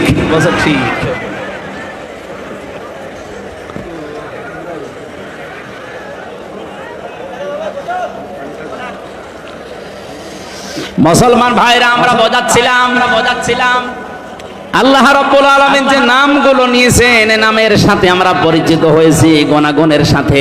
এক সাহাবী নবীজির কাছে আসলেন, নবীজি তাকিয়ে দেখেন তার কাঁধের উপরে একটা মূর্তি, তার নাক ভাঙা, মাটি দিয়ে মূর্তি বানিয়েছে, নাক ভেঙে। নবীজি বললেন তোমার এই দেবতা, এই মূর্তির নাক ভাঙা, কারণ কি? লোকটা বলে ইয়া রাসূলুল্লাহ, এটা আমার মূর্তি না, এটা আমার দেবতা, খোদা। এটা সব সময় আমি সঙ্গে রাখি, না জানি কখন কোন বিপদে পড়ি। বিপদ থেকে বাঁচার জন্য আমি সব সময় সাথে রাখে। হঠাৎ আমার প্রসাব পায়খানার প্রয়োজন দেখা দিয়েছে, খোদাকে নিয়ে তো আর পায়খানায় যাওয়া যায় না। এই জন্য রাস্তার পাশে রেখে আমি কাম সারতে গেলাম, এসে দেখি ওর মাথা থেকে পা পর্যন্ত পুরা ভিজা। মনে করলাম খোদার গা ভেজা, না জানি কোন রহমত বরকতের পানি হবে। জহব্বা বের করে চাটলাম, খাইলাম, দেখে একটা ঝাঁজ কেমন গন্ধ টক টক লাগে। চিন্তা করলাম রহমতের পানি, বরকতের পানি, টক টক লাগবে কেন? আর এরকম ঝাঁজ, এরকম একটা উৎকট উদ্ভট গন্ধ কেন? পাশে তাকিয়ে দেখি একটা কুকুর ওর নিচ দিয়ে পানি টপকাচ্ছে। এবার টের পেয়েছি কোন রহমতের পানি। আমার মেজাজ গেল খারাপ হয়ে। ওর দিকে তাকিয়ে বললাম, তুই খোদা না খোদা? কুকুরের পোশাক থেকে নিজের বাঁচাতে পারো না, আমি বিপদে পড়লে আমার বাঁচা বাকি দিয়ে। হে রাসূল, রাগ করে ওরে দিয়েছি এক আছাড়, ওর নাক ভেঙে গেছে। নবীজি বলেন, আমার কাছে কেন এসেছো? লোকটা বলে, ইয়া রাসূলুল্লাহ, এদের অসারতা, এদের কল্প কাহিনী, এদের মিথ্যাচার, এদের অজ্ঞতা, এদের সব আমার কাছে এখন স্পষ্ট। এরা কিচ্ছু করতে পারে না, বেকার আমি সময় নষ্ট করেছি। আজকে আমি আলোর সন্ধান পেতে চাই, মেহেরবানি করে আমি আপনার কাছে কালেমা পড়তে চাই, পড়িয়ে দেন। আর যারা মানুষ হিসাবে এলাকায় বসবাস করছেন, অন্য জাতিতে যারা আছেন, চ্যালেঞ্জ দিলাম, আপনি যে নাম দিয়েছেন আপনার দেবতার, ওই নাম পর্যন্ত সে ইসলামের কোন গুণাগুণ কার্যকারিতা আপনি দেখাতে পারবেন না। মনে করেন দুর্গা ফসলে বরকত দেয়, দুর্গা রেখে আপনি ফসলের ভেতরে রেখে আসেন, ফসল সহ দুর্গা চুরি হয়ে যাবে। আমি কি বানিয়ে বলছি? এই যে মোবাইল ঘড়িটা, যদি মনে করেন দুর্গা এটা পাহারা দেয়, আপনি এই ঘড়ি সহ দুর্গা এখানে রেখে চলে যান, সকালে এসে দেখবেন দুর্গাও নেই, ও ঘড়িও নেই। আমরা এমন আল্লাহর উপরে ঈমান এনেছি, তার এমন নাম আছে, নামের গুণাগুণ আছে। মহান আল্লাহর যতগুলো নাম আছে, শুধু নাম নিয়েই বসে নেই, প্রতিটি নামের গুণাগুণ এবং কার্যকারিতা আছে। আমাদের ঈমান অনুযায়ী হয়তো আমরা দেখতে পাই না, তাই বিশ্বনবী দেখতে পেয়েছিলেন। বদরের ময়দানে দুহাত উঁচু করেছিলেন এমন ভাবে তার এই বগলের সাদা জায়গা পর্যন্ত দেখা যাচ্ছিল। বিশ্বনবী ওই দিন দোয়া করেছিলেন, হে রব, 313 জন নিয়ে এসেছিলাম, একটাও কেউ ধরতে পায় না, কোথায় তারা? হযরতে আবু বকর নবীজিকে চাদর উপরে দিয়ে দিলেন শরীরের, ডাক দিয়ে বলেন, হে নবী, আপনার 313 জন সাহাবী একটাও মারা যায়নি, সবগুলো বাতিলের ভেতরে বন্টন হয়ে গেছে।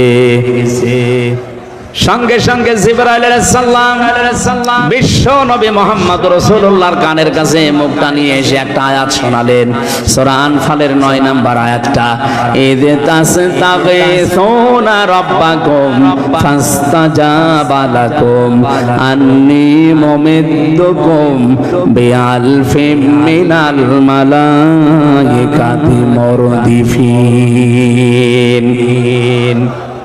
হে নবী, আপনার কান্না বন্ধ করেন, শুধু আকাশের দিকে একটু চোখটা তুলে দেখেন, আল্লাহর সাহায্য আল্লাহ তার রব নামের কারণে পাঠিয়ে দিয়েছে। তিনি তাকালেন ওই দিকে, তাকানোর পরেই দেখলেন ফেরেশতারা নামতেছে, সকলের হাতে মোটা মোটা ডান্ডা, বাই সিরিয়াল মুরদিফিন, মানে একটার পরে একটা। নবীজি এবার মুস্কি হেসেছিলেন, আল্লাহ পাঠিয়েছো কত? আল্লাহ পাক বলেন 1000। নবীজির মন শান্ত হয়নি, আল্লাহ পরবর্তীতে আয়াত নাজিল করে বললেন 3000। এরপরও নবীজি সান্ত্বনা পাচ্ছিলেন না। আল্লাহ পাক সর্বশেষ সূরা আলে ইমরানে আয়াত নাজিল করে জানালেন, হে নবী, আমি 5000 পাঠিয়েছি। বদরের ময়দানে আপনার সৈনিক মাত্র 313 জন, আর ওরা গেছিল 1000। আপনাকে আমি 1000ই দিয়েছিলাম, আপনার মনে আমি সুখ, শান্তি, স্বস্তি পাইনি। এই জন্য সর্বশেষ আপনাকে 3 থেকে 5000 ফেরেশতা সব সজ্জিত অবস্থায় একটার পরে একটা আমি আল্লাহ নামিয়ে দিলাম।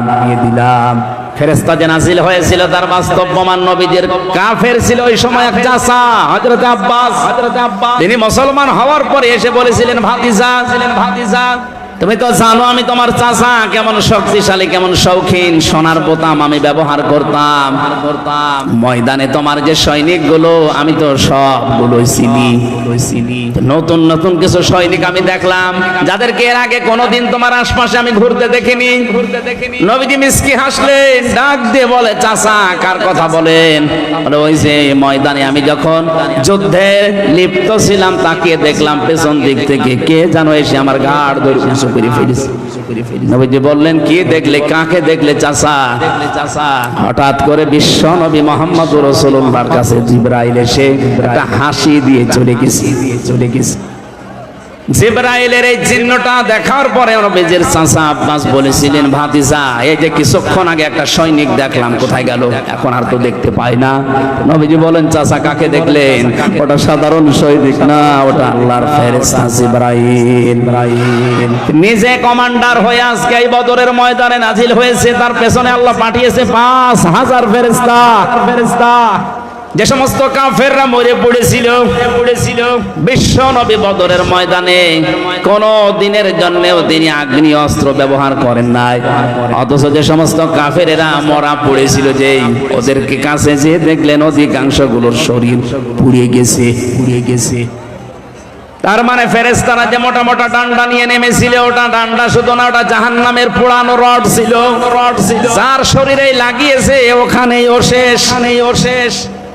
নবীজির বিশ্বাস ছিল আল্লাহর উপরে, তার নামের উপরে, কার্যকারিতার উপরে। আল্লাহ বিশ্বাস অনুযায়ী পাঠিয়েছিলেন ফেরেশতা। আমাদের ওই পর্যায়ে যায় না, এই জন্য ফেরেশতাও আসে না, আমরা দেখতেও পাই না। কিন্তু আমরা বিশ্বাস করি বদরের ময়দানে যে ফেরেশতা এসেছিল, শুধু বদরের জন্য না, এই যে তাসতাগীসুনা, এটা মোসারে, বর্তমান, ভবিষ্যৎ, প্রেজেন্ট, ফিউচার, কিয়ামত পর্যন্ত আজটা থাকবে। আমরা যদি আল্লাহর উপরে ঈমান আনতে পারি, সত্যি যদি তার অস্তিত্ব আমরা মেনে নিয়ে তার নামগুলো বিশ্বাস করে, কার্যকারিতা কিয়ামত পর্যন্ত আছে, যা যদি সত্যি আমরা দেখাতে পারি, মহান আল্লাহ এখনো ফেরেশতা নাযিল করে সাহায্য করতে পারে। আল্লাহ আমাদেরকে কোরআনে কারিমের আয়াতের বাস্তব কিছু যেন দুনিয়ায় দেখান, বলেন আমিন। বিশেষ করে আজকে ফিলিস্তিনের মুসলমানদের জন্য এটা বেশি জরুরি হয়ে পড়েছে। ছোট ছোট বাচ্চারা ওই মরুভূমির পাথরের উপরে লিখতেছে, আল্লাহকে চিঠি দিচ্ছে, আল্লাহ ওয়াজআলনি মিন লাদুনকা ওয়ালিয়্যা ওয়াজআলনি মিন লাদুনকা নাসীরা। আল্লাহ আর পারা যায় না, সহ্যের বাইরে চলে গেছে। মা নেই, বাবা নেই, বড় ভাই নেই, বড় বোন নেই, সবাইকে ওরা মেরে ফেলেছে। আমি 2 বছর, 2.5 বছর, 3 বছরের বাচ্চা কি বুঝি? দুনিয়ায় কেউ যখন এগিয়ে আসে না, আমি তোমার কাছে চিঠি লিখলাম, মহান আল্লাহ তোমার পক্ষ থেকে তুমি আমাদের জন্য সাহায্যকারী পাঠাও। এই জন্যই মনে হয় আল্লাহ ইরানের মনটা একটু নরম করে দিয়েছে। বিশ্বের 57টা মুসলমানদের মন যদি এরকম একটু নরম আল্লাহ করে দিত, অন্তত এখনো যেভাবে সাহায্য করছে অনেকেই, প্রত্যেকটা মুসলিম রাষ্ট্র যজাজিমানের দাবি পূরণ করার জন্য সবাই কাশ্মীরের পাশে দাঁড়াতো, আমরা আজাদ কাশ্মীর পৃথিবীতে দেখতে পেতাম। মরণের আগে যেন এটা দেখতে পায় যে আজাদ হয়ে গেছে কাশ্মীর। বলেন আল্লাহ পাক যেন এটা দেখে মরার তৌফিক দেন, বলেন আমিন। আমরা যদি আজাদ না হতাম, আমরা যদি মুক্ত হতে না পারতাম, কত কিছু আমরা আজ নিজেদের মন মতো করতে পারতাম না। আপনি টের পাচ্ছেন, ওরাও আজ মুক্ত হতে পারে না, আজাদ হতে পারে না, এই জন্য অনেক কিছু মন মতো করতে পারছে না। মানুষকে আল্লাহ বানিয়েছে এই মুক্ত জীবন দিয়ে। এটা পাখি না যে খাঁচার ভেতরে ভরে রাখবেন, হাত পা ডানা কাটা পাখির মতো শুধু ছটফট করছে। বিশ্বের মানচিত্রে আজ একটা পতাকা দেখতে চাই, যেটাই লেখা থাকবে ইলাহা ইল্লাল্লাহু মুহাম্মাদুর রাসূলুল্লাহ। ঈমান যারা এনেছে কথা বলবে, তারা আল্লাহর শুধু নাম বিশ্বাস করবে না, ও সিফাতিহি ওয়া ক্বাবিলতু জামিয়া আহকামিহি ওয়া আরকানিহি। আল্লাহর যত হুকুম আহকাম আছে আমি সব কবুল করে নিলাম, মেনে নিলাম। আল্লাহর যত আরকান আছে, রোকনের বহু বচন আরকান, যত খুঁটি আল্লাহ নাযিল করেছে এই পৃথিবীতে, আল্লাহর খুঁটি হচ্ছে 500। কয়টা? এই যে 1টা 2টা 3টা 5টা খুঁটি দেখতে পাচ্ছেন, এই প্যান্ডেল ঠিক রাখার জন্য, আল্লাহর বিধান এই পৃথিবীতে কায়েম রাখার জন্য 500 খুঁটি দরকার। ওই 500 খুঁটি আল্লাহ কোরআনে কারিমে দিয়েছেন। প্রতিটি খুঁটি আমি মেনে নিলাম, যেখানে এই খুঁটি দেখবো, খুঁটির বাইরে আমি যাব না। এর নাম ঈমান আনা। এর নাম কি? আমরা ঈমান আসলে পেয়েছি, ঈমান আনতে পারি না। সে ছোটকালে কায়দায় যেটা পড়িয়েছিল মক্তবে হুজুরেরা, আমানতু বিল্লাহি কামা হুয়া বিআসমাইহি ওয়া সিফাতিহি ওয়া ক্বাবিলতু জামিয়া আহকামিহি ওয়া আরকানি, এটার উপরে আমাদের বাকি জীবন যেন আমরা ঈমান এই নিয়ে সেট করতে পারি, বলেন আমিন। এভাবে যারা সত্যি ঈমান আনবে, ওয়া আমিলুস সলিহাতি, 2 নম্বরে যে মানুষগুলো এই ঈমানের দাবি অনুযায়ী এই যে 500 নাম বিশ্বাস করেন, নামের কার্যকারিতা আছে মেনে নেন, এভাবে যারা ঈমান আনার পরে ভালো ভালো কাজের আঞ্জাম দুনিয়ায় দেবে। আমলের বাংলা অর্থ কাজ, আমল মানে কাজে পরিণত করে দেখাবে। এখন সলিহাত বহু বচন আল্লাহ দিলেন, ভালো কাজ কোনটা? আমাদের এই বাংলাদেশ, ভারত, পাকিস্তান এই সমস্ত দেশে আমরা অনেকেই মনে করি ভালো কাজ মানে শুধু নামাজ পড়া, রোজা রাখা। কথা বলছেন না? ভালো কাজ মানে জিকির করা না, পৃথিবীর সব চাইতে ভালো কাজ হচ্ছে এই পৃথিবীর ময়দানে আল্লাহর বিধানকে ইজহার করা, প্রকাশ করা, বিজয়ী করার জন্য চেষ্টা করা। আনা আকিমুদ্দিন, দিন কায়েম করো, ওয়ালা তাতাফাররাকু ফি, এই বিষয়ে কোনো ফতোয়াবাজি করবা না। সুতরাং বাংলাদেশে আজ যারা দিন কায়েমের জন্য চেষ্টা সাধন না করে, এর বিরুদ্ধে আরো ফতোয়াবাজি করে, বুঝবেন এগুলো প্রকাশ্য দুশমন। ওদের জুব্বা যতই বড় থাক, ওদের দরবারে যতই মানুষ হোক, ওদের ঘোমটা যত বড় হোক, দিন কায়েমের বিরোধিতা যারাই করবে ওরা আল্লাহর শত্রু, রাসূলের শত্রু, আমাদের শত্রু। কারণ পৃথিবীর যত নবীর শরীয়ত দেখবেন, হয়তো কম বেশি কিছু পাবেন। এক নবীর শরীয়তে যেটা ফরজ ছিল, আর এক নবীর শরীয়তে সেটা নিষেধ ছিল। কথা বলে না কেন? কিন্তু দিন কায়েম করো এই শব্দটা পৃথিবীর যত নবী আল্লাহ পাঠিয়েছেন, প্রত্যেকটা নবীকে বলেছেন এটা ফরজ। ওয়ালা তাতাফাররাকু ফি, এই বিষয়ে কোনো ফতোয়াবাজি চলবে না। আর বাংলাদেশে অনেক আলেম নামে জালেম, যত ফতোয়া সব দ্বীনের মুজাহিদদের বিরুদ্ধে, ইসলামী আন্দোলনের বিরুদ্ধে ফতোয়া দেয়, ওর ঈমানই চলে গেছে।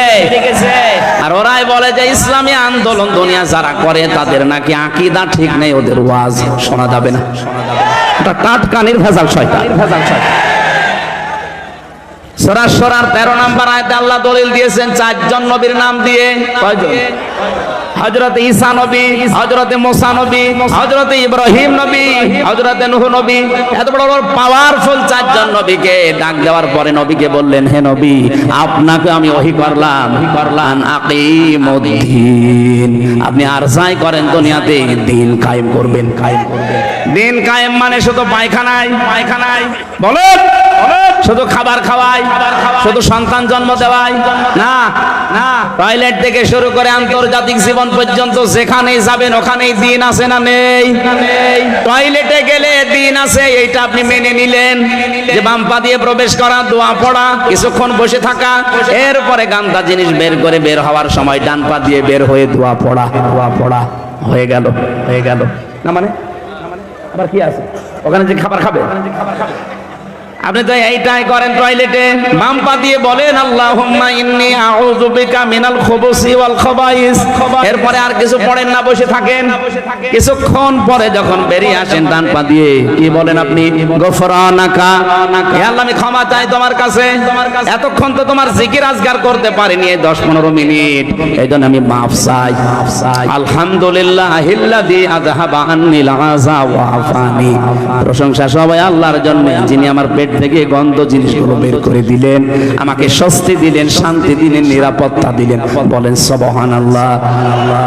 টয়লেটে যাওয়া, আসা, বসে থাকা, এই কথাগুলো দিন অনুযায়ী হয়েছে না হয়নি? বলেন। এইটা শুনে তো অনেকেই বাহবা দিচ্ছে, হুজুর বলেন, আরো বলেন, দরকার 10 মিনিট বলেন। আরে ভাই, টয়লেটের এই 15 মিনিট যদি দিন হয়, মুহাম্মদুর রাসূলুল্লাহ 10 বছর কোরআন দিয়ে রাষ্ট্র চালিয়েছিলেন, ওইটা কি? ওইটা আপনার কাছে রাজনীতি মনে হয়? ওইটা দিন না। এই যে বোঝার পরও না বোঝার ভান করে থাকেন আপনি। মানুষ কি কলেরা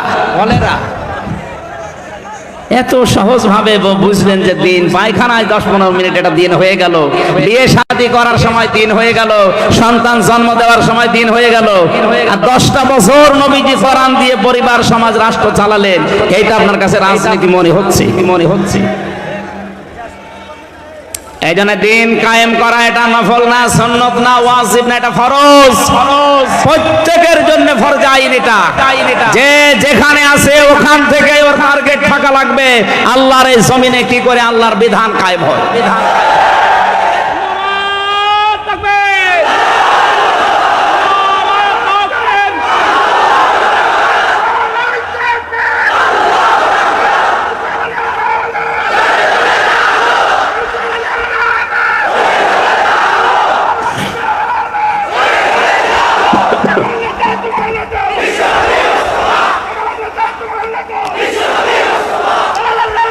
আলহামদুলিল্লাহ ভাই, আলহামদুলিল্লাহ ভাই, আলহামদুলিল্লাহ ভাই।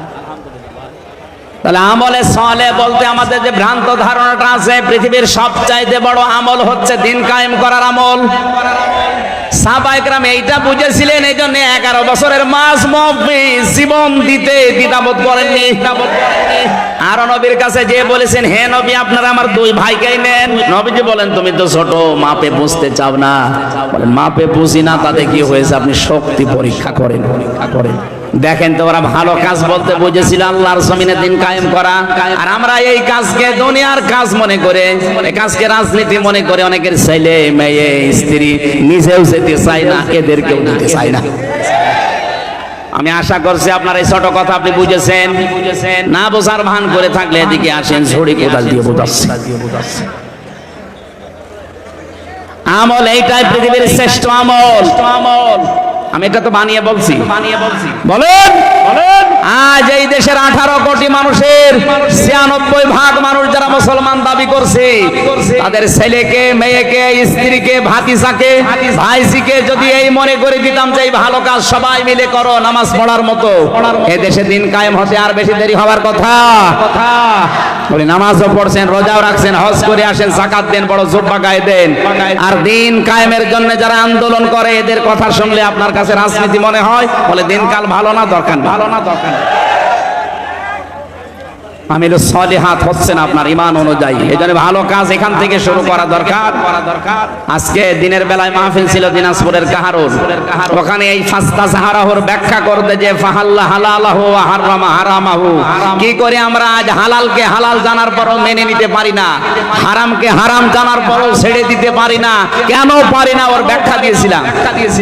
ওখানে যারা বসেছিল অনেকেই বুঝেছে যে আসলেই তো দিন কায়েম না থাকলে, ইসলাম যদি বিজয়ী না হয়, হালাল জানার পরেও মানা যায় না এমন জায়গাও আছে, এমন জায়গাও আছে। হারাম জানার পরেও মানা যায় না এমন জায়গাও আছে। সব যোগ্যতা আমার আছে, ফার্স্ট ক্লাস ফার্স্ট আমি, এরপরও বিশ্ববিদ্যালয়ে ঢুকতে হলে শিক্ষক হিসাবে 35 লক্ষ টাকা আল্লাহর ওলিকে দেওয়া লাগবে। এটাকে আমি বেশি বলে ফেললাম? এই যে 40 লাখ টাকা নিয়ে বসে আছে, হবে না, হবে না। অথচ এর চাইতে যার রোল নাম্বার ছিল 72, 82টা ছেলে মেয়ে, 72 রোল নাম্বার তার 40 লাখ টাকার কারণে হয়ে যাচ্ছে এই চেয়ারে বসে আরো অবৈধ কাজ সে করার সুযোগ পাবে। আরে ফার্স্ট ক্লাস ফার্স্ট এর দেবে না, কারণ এর মা মানে। এই যে জানার পরও আমরা হারামকে হালাল হারাম বলে ছেড়ে দিতে পারছি না, এরকম পরিবেশ দেশে শুধু এই যায় আর নেই। আজ কোর্ট কাটাচ্ছে, যান আদালতে যান, 3টা বছর তো আমি দেখলাম, আমার তো মনে হয় আদালতের ইট পর্যন্ত টাকা চাই। বিশ্বাস হচ্ছে না, ঠাকুর কারা আদালতে যান, কোর্টের ইট পর্যন্ত বলবে 10 টাকা দিয়ে যা, 10 টাকা দিয়ে যা। এই জন্য কোরআন যদি বিজয়ী না থাকে এই দেশে আপনি মরেও শান্তি পাবেন না, মরণের সময় আপনার ঈমান নসিব হবে না, বেঈমান হয়ে মরবেন। আল্লাহ এই সহজ কথাটাকে তুমি সহজ ভাবে আমাদের ব্রেনের ভেতরে ঢুকিয়ে দাও। এটা রাজনীতি মনে করে, জঙ্গিবাদ মনে করে যদি এড়িয়ে যেতে চান, আপনি কিন্তু বেঈমান হয়ে মরবেন। কারণ যাদের জীবনে দিন কায়েমের আকাঙ্ক্ষা নেই, নবীজি বলেছেন ও মরতে গেলে মুনাফিক হয়ে মরবে। আল্লাহ তুমি আমাকে সহ যারা এসেছি আমাদেরকে বাঁচাও, আমরা যেন শাহাদতের মরণ পাই। বলেন আমিন, আমিন। নেক কাজ এই একটা একটা করে এরকম কোরআনে কারিমে আসে। নেক কাজের কথা কয়টা? 500। কয়টা? ঈমান আনার পরে যারা নেক কাজগুলো আঞ্জাম দেবে, কানাত লাহুম জান্নাতুল ফিরদাউসি নুজুলা। আল্লাহ তাআলা বলেন তাদের জন্য আমি জান্নাতুল ফিরদাউস মেহমানদারি করার জন্য রেখে দিলাম। আমার ভাইরা, মেহমান যত দামি হয় তার জন্য প্রস্তুতি তত আগে থেকে নেওয়া হয়। আমি এলাকায় আপনাদের মেহমান, যেহেতু আজ 3 বছর ছেলে, আর এর আগে 1 বছর আসি না, 4 বছর পরে আসতেছি। এই জন্য এলাকায় ধুম পড়েও গেছে এরকম বেশি। আমার মনে হয় আশপাশে 3-4 থানার ভেতরে খবর নিয়ে দেখেন, প্রত্যেক বাড়িতে মেহমান ভরে গেছে। এটা জিবরাইল আসবে এই কারণে। বলেন বলেন, যেহেতু আপনারা আমাকে দামি মেহমান মনে করেন, মেহমান যত দামি হয় তার জন্য প্রস্তুতিও তত আগে থেকে 8-60 করে নেওয়া হয়। খরচ হচ্ছে আপনাদের এরকম কথা বলছেন না কেন? 2 দিন 3 দিন 4 দিন করে মেয়ে জামাই, ওর জামাই, ওর জামাই সব এসে রয়েছে। পৃথিবীর শ্রেষ্ঠ মেহমান যিনি মুহাম্মদুর রাসূলুল্লাহ সাল্লাল্লাহু আলাইহি ওয়াসাল্লামকে দিয়ে আল্লাহ জানিয়েছেন, হে নবী, ঈমান যারা আনবে এর উপরে আমল করবে, এরা যেহেতু আমার শ্রেষ্ঠ মেহমান হয়ে গেছে, এদের মেহমানদারি এই যে নুজুলা, এর ব্যাখ্যায় আমি পড়েছি, এই মেহমানদের জন্য সর্বোচ্চ প্রস্তুতি 70টা গেট আমি আল্লাহ তৈরি করে রাখবো। প্রতিটি গেটে আমার 70,000 করে ফেরেশতা পাহারা দেবে। বিশাল বিশাল তোরণ বানানো হবে। ওয়াসিকাল্লাযীনা তাকাউ রাব্বাহুম ইলাল জান্নাতি যুমারা। বিশাল বিশাল গেট, ফেরেশতারা প্রতিটি গেটে দাঁড়িয়ে আছে। এই ফেরেশতারা আপনাকে দেখার পরে বলবে, আল্লাহর বান্দা চলো চলো, যেতে হবে। মনে করবেন যে প্রথম গেট যদি এত সুন্দর হয়, এই মনে হয় জান্নাত গেট। যতটুকু ঢোল, যতটুকু ঘটি বাটি লোটা ছায় আছে, ব্যাগপত্র নিয়ে বসে পড়বে মানুষ। ইবনে কাসির মুফাসসির বলেন, মানুষকে বসে পড়া দেখে ফেরেশতারা হাসবে। করেন কি? এ তো মেন গেট না, কেবল গেট আরম্ভ হয়েছে। এরকম 70টা গেট আপনাকে পার হওয়া লাগবে। সালামুন আলাইকুম তিবতুম ফাদখুলুহা খালিদিন। শান্তি সম্ভাষণ সালাম দিতে দিতে আপনাকে নিয়ে যাবে ফেরেশতারা। আল্লাহ আমাদের কপালে যেন এটা রাখেন, বলেন আমিন। আল্লাহ পাক বলেন, এই মেহমানদারি করার জন্য আমি নিজে সবচাইতে বড় স্তর যেটা জান্নাতুল ফেরদাউস, এইটা রেখে দিলাম। খালিদিনা ফিহা, চিরকালের জন্য এই বাগানে তোরা ঘোরাফেরা করবে। লা ইয়াবগুনা আনহা হিওয়ালা, কোনদিন আর এই বাগান থেকে তোর বের হওয়া লাগবে না, তোর বের করেও আমি আল্লাহ দেব না। বলেন আমিন, বলেন আমিন। যে বড় স্তরের নাম বললাম, বড় দরজার নাম ফেরদাউস। নাম বললাম কি? এই জান্নাতের ওয়ারিস, উত্তরাধিকারী। বাবা মারা গেলে যেমন হারুন নিজেই তার বাবার সম্পদের উত্তরাধিকারী হয়ে যায়, এটার জন্য আর গ্রামের লোক ডাকা লাগে না।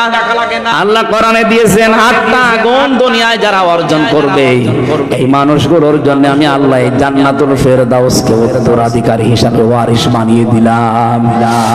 উলাইকা হুমুল ওয়ারিসুন আল্লাযীনা ইয়ারিসুনাল ফিরদাউস হুম ফিহা খালিদুন। এরাই আমি আল্লাহর জান্নাতের অধিকারী ওয়ারিস। এরা ওই জান্নাতুল ফেরদাউসের উত্তরাধিকারী, যেখানে ঢোকার পরে আর কোনোদিন তার বের হওয়া লাগবে না। যেভাবে সেভাবেই হোক আল্লাহ আমাদের এই ছোট্ট জীবনটা যেন পার করিয়ে বিশাল বাগানের উত্তরাধিকারী হওয়ার তৌফিক আমাদের কপালে লিখেন। বলেন আমিন, বলেন আমিন। যে 8টা গুণ অর্জন করলে এখানে যাওয়া যায়। কোরআনে কারীম থেকে আমি উল্লেখ করছি, দেখেন তো আমাদের ভেতরে পাওয়া যাচ্ছে কিনা। আদাফলাহাল মুমিনুন আল্লাযীনা قد أفلح المؤمنون الذين هم في صلاتهم خاشعون। 100টা যে স্তর আছে জান্নাতের, সর্বোচ্চ স্তরের নাম ফেরদাউস। এই দরজা দিয়ে আল্লাহ তাদেরকে উত্তরাধিকারী হিসাবে প্রবেশ করাচ্ছেন। এই পৃথিবীর ময়দানে যারা নামাজের ভেতরে খুশু পয়দা করে, এখন যে নামাজই পড়ে না তার খুশু আছে, অন্তত নামাজ পড়বে, খুশু পাওয়া যাবে, সে হবে উত্তরাধিকারী। খুশুর যে ব্যাখ্যাগুলো পেয়েছে তার অন্যতম ব্যাখ্যা, নামাজে দাঁড়িয়ে সে শীতল হয়ে পড়বে। অনেকে এখানে নামাজও পড়ে, নামাজে দাঁড়িয়ে এদিক ওদিকে তাকায়, মশা লাগলে মেরে। কথা বলে দেখেন, কয়টা ফ্যান আছে অনেকে গুনতেছে, এসির বাতাস তো আমার গায়ে লাগে না দেখে একটু ঘুরিয়ে দিত যদি। খোসো খোসো কি এইটা? এক সাহাবী নামাজে দাঁড়িয়ে একটু কাপড় চোপড় এভাবে টানছিলেন, বিশ্বনবী বললেন ওর ভেতরে যদি খোসো খোসো থাকতো কখনো ওর হাত এভাবে নড়াচড়া করতো না। আমরা নামাজে দাঁড়িয়ে একেবারে শীতল পাটির মতো, পাথরের মতো এরকম যেন হয়ে যেতে পারি নামাজে। আল্লাহর কসম কোরআন আমার সামনে নিয়ে এই ছোট জীবনের 3টা বছর যে ছিলাম এক ঘরে, আমি দেখেছি নামাজে যদি খোসো খোসো তৈরি হয়, আর সত্যিই যদি মানুষ নামাজে দীর্ঘক্ষণ দাঁড়িয়ে দীর্ঘক্ষণ সেজদা মন মতো দিতে পারে, একটা অনির্বচন সুখ আল্লাহ আলাদা তারে দান করে। যেটা স্বামী স্ত্রীর ব্যবহার আপনি পাবেন না, আমার একটা অজানা বেশ অজানা শান্তি আপনাকে আল্লাহ দান করবে। আজকে এই সেজদা দেবেন ভোর রাতে আজান হওয়ার ঘন্টা খানিক 1.5 ঘন্টা খানিক আগে ওঠেন অন্তত 10 রাকাত না 2 রাকাত নামাজ আদায় করেন। বিশাল লম্বা একটা সেজদা 40-45 মিনিট পড়ে থাকেন। মানে কি বলবেন মানে আরবিতে কথা বলতে না পারলে বাংলায় বলবেন মনের কথাগুলো, যে আল্লাহ আমার ওই অসুবিধা আছে, ওই ঝামেলায় পড়েছি, আমার ওই অসুখটা হচ্ছে, আমার এরকম মানে টয়লেটের ভেতরে রক্ত পড়ছে, যত রকমের অসুস্থতা আছে, অসুবিধা আছে, বিপদের কথা আছে, সেজদায় পড়ে যদি চোখের পানি ফেলতে পেরে বলতে পারেন বাংলায়ও, দেখবেন একটা আলাদা শান্তি পাচ্ছেন। ওটা আল্লাহ সবাইকে দেয় না, যে মানুষগুলো নামাজের ভেতরে খুশু আর খুজু তৈরি করে, ভয় নিয়ে যারা নামাজ আদায় করে। আল্লাযীনা হুম আনিল লাগবি মুরিদুন, পৃথিবীতে যে মানুষগুলো অনর্থক কথাবার্তার কাজ থেকে যারা নিজেদেরকে বিরত রাখে। আজ দোকানে বসলে আপনার মুখ ঠিক থাকে না, কথা বলতে আছেন, 100টা কথা বলে 80টা মিথ্যা কথা। এজন্য কোনো কাজ না থাকলে চুপ করে থাকবেন। মান সামাতা নাজা, যারা চুপ থাকে সে নাজাত পাওয়ার একটা পথ পায়। 3 নম্বরে যারা যাকাত আদায় করে, যাকাত শুধু সম্পদের না, শরীরের যাকাত আছে। এই কথা বলছেন না কেন? আপনার এই ধানের যাকাত আছে, গমের যাকাত আছে, ভুট্টার যাকাত আছে। এই যাকাতগুলো আজ আদায় করি না, এজন্য আমাদের সম্পদগুলো আজ আল্লাহ অপবিত্র করে রেখেছে। উত্তরাধিকারী জান্নাতুল ফেরদাউসের হতে হলে যাকাত শরীর থেকে শুরু করে প্রতিটি জিনিসের আদায় করতেই হবে, মাস্ট বি। 4 নম্বরে যারা যৌন অঙ্গকে হেফাজত করে রাখে, এটা নষ্ট করার জন্য আকাশ সংস্কৃতির নামে সূক্ষ্ম ষড়যন্ত্র চলছে। যেভাবে আরম্ভ হয়েছে মোবাইল আর ইন্টারনেট দিয়ে, আমার তো যতটুকু বাস্তবতা, এই 3 বছর জেল থেকে বেরিয়ে দেখছি, এভাবে যদি 10 বছর চলতে থাকে, আগামী 10 বছর পরে চরিত্রবান কোন যুবতী যুবক এদেশে আর পাবেন না। বিয়ের আগে সব নষ্ট হয়ে যাবে। এখনো সাবধান, আমি সহ দাঁড়ায় আছি, ছোট বাচ্চা থেকে শুরু করে অন্তত ও কান্নাকাটি করে, ও যদি কিনতে মরে যায় তারপরও ওদের হাতে অ্যান্ড্রয়েড মোবাইল গুলো দেওয়া যাবে না। এইটা দেওয়া আর ওর হাতে বোমা দেওয়া সমান। আজকে এইটা ওইটা টিপতে এমন জায়গায় যাবে আপনি কল্পনাও করতে পারেন না ওর চরিত্র কখন ধ্বংস হয়ে গেছে। যদি এটা কঠিন কাজ, অনেক মা বোনেরা মনে করে বাচ্চাকে মোবাইলের এই খেলাধুলা উল্টা পাল্টা জিনিস না দিলেও খাবার খেতে চায় না, খাক, ওর মেধা কিন্তু নষ্ট হয়ে যাচ্ছে। 4 নম্বরে যে মানুষগুলো আমানতের খেয়ানত করে না, আজ কয়েকদিন পরে নির্বাচন, এই যে ভোট দেবেন যারা, এটা কিন্তু আমানত। এখন মনে করেন আমার দলের লোক তো দাঁড়ায়নি, আমি দেব না। যারাই দাঁড়িয়েছে মনে করেন 8-9 জন 10 জন, এর ভেতরে যোগ্যতা সম্পন্ন যেই লোকটা, যার দ্বারা ইসলামের কাজ হবে, মানবতার কাজ হবে বলে আপনার মনে হয়, এইরকম মানুষকে আপনার রায়টা, এই আমানতটা দিয়ে দেবেন জান্নাতুল ফেরদাউসের উত্তরাধিকারী হওয়ার জন্য। এমনটা দরকার। এরপরে আমি পেয়েছি, অঙ্গীকার পূর্ণ করতে হবে।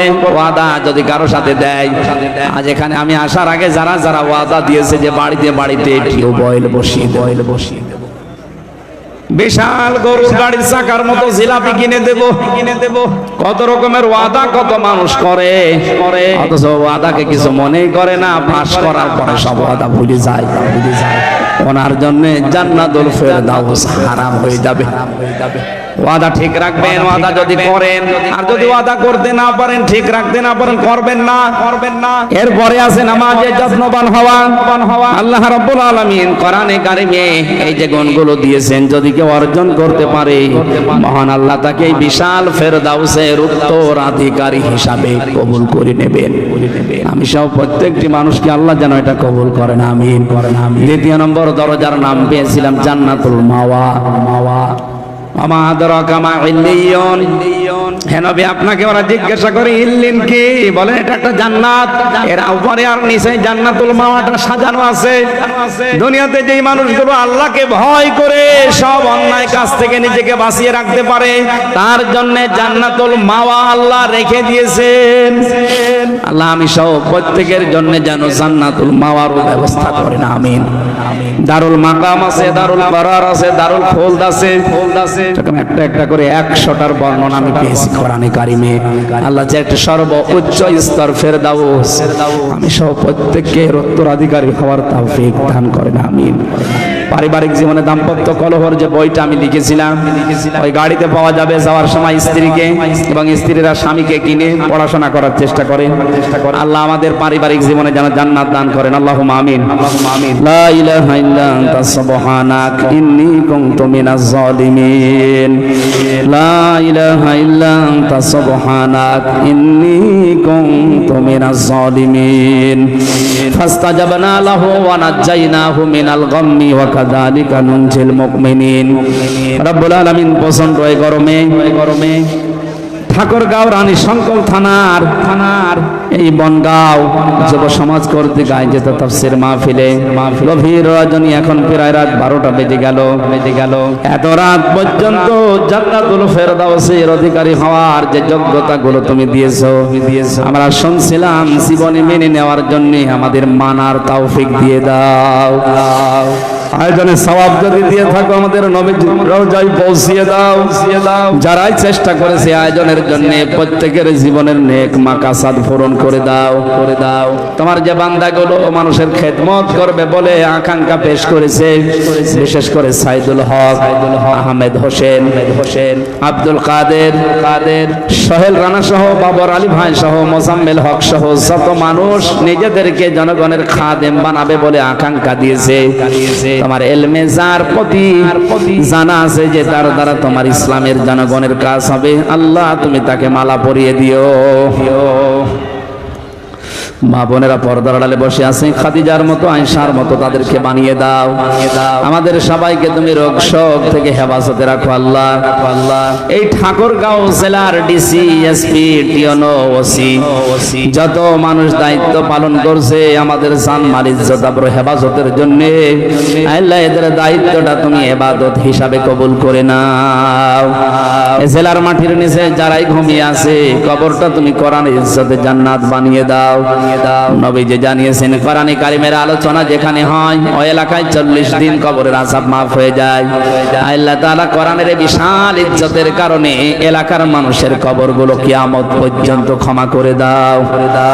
যত অতিথি বসে আছে মনের ভেতরে যার যে কামনা বাসনা আছে আমাদের জায়েজ আশাগুলো পূর্ণ করে দাও। যে বাড়িতে এসে বসেছিলাম এ বাড়ির উপরে রহমত নাযিল করো। রব্বুল আলামিন, সারা জীবনের মোনাজাত আমার, আল্লাহুম্মা ইন্নী আসআলুকা শাহাদাতান ফি সাবিলিক ওয়া জাআল মাউতি ফি বালাদি রাসূলিক। সাধারণভাবে মরণ দিও না আল্লাহ, তুমি আমাকে শাহাদাতের মরণ দিয়ে জীবনটা ধন্য করে দিও। সবচাইতে বড় নেক কাজ যেটা তোমার দিন এই পৃথিবীতে কায়েম করা, অ্যাক্টিভ হয়ে আমাদের মুসলমানদেরকে দায়িত্ব পালন করার সুযোগ করে দাও। ফিলিস্তিনের মুসলমানদেরকে বাঁচাও। বাংলাদেশ অশান্ত করার জন্য যারা সূক্ষ্মভাবে ষড়যন্ত্র করছে এদেরকে তুমি জাতির সামনে ন্যাংটা করে দাও। এ দেশটাকে তুমি শান্তি, স্বস্তি, নিরাপত্তা দিয়ে ভরে রাখো আল্লাহ। বারাকাল্লাহু লানা ওয়া লাকুম ফিল কোরআনিল আযীম। যখনই মরণ আসবে আমরা যেন এই মুখ দিয়ে বলতে পারি লা ইলাহা ইল্লাল্লাহু মুহাম্মাদুর রাসূলুল্লাহ। আসসালামু আলাইকুম।